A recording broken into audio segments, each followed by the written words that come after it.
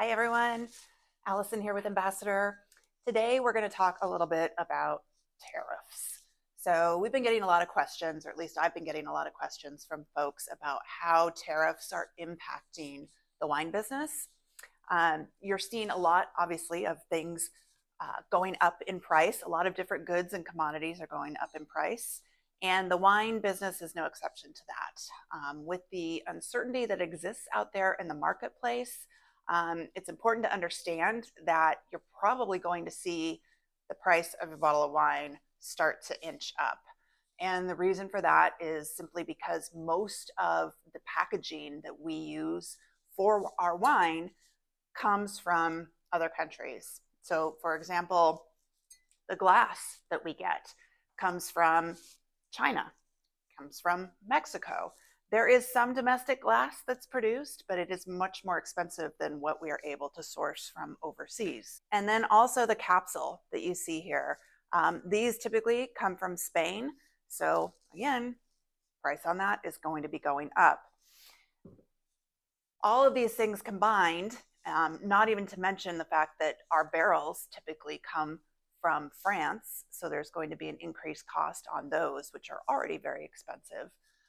All of these things are going to combine to ultimately drive the price of the wines up.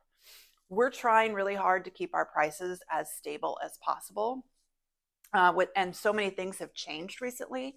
We're not sure exactly which tariffs are in place, how long they're going to last. Are they going to go up? Are they going to go down? All of that uncertainty kind of just adds to the general chaos that's happening right now. But we're going to do our best to hold prices as steady as we can. We've done things like try to source our glass and our capsules so that we have enough to bottle not only this year, but also next year. Hopefully by then things will have calmed down a little bit, but expect to see some impact. The other thing that I think is going to happen is you're going to start to see imports from Europe slowing down. So all of those beautiful French, Italian, Spanish wines that we're used to seeing on the store shelves, I think you're going to start to see fewer and fewer of those, unfortunately. So the one, I guess, positive aspect for the wine industry when it comes to the tariffs is that I think drinking domestic is going to be easier, or may end up actually being your only option in the short term. So if you're not familiar with domestic wines, now is a great time to learn about them, particularly Washington wines and particularly Ambassador.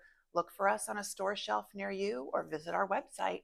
Thanks for watching. Be sure to follow us.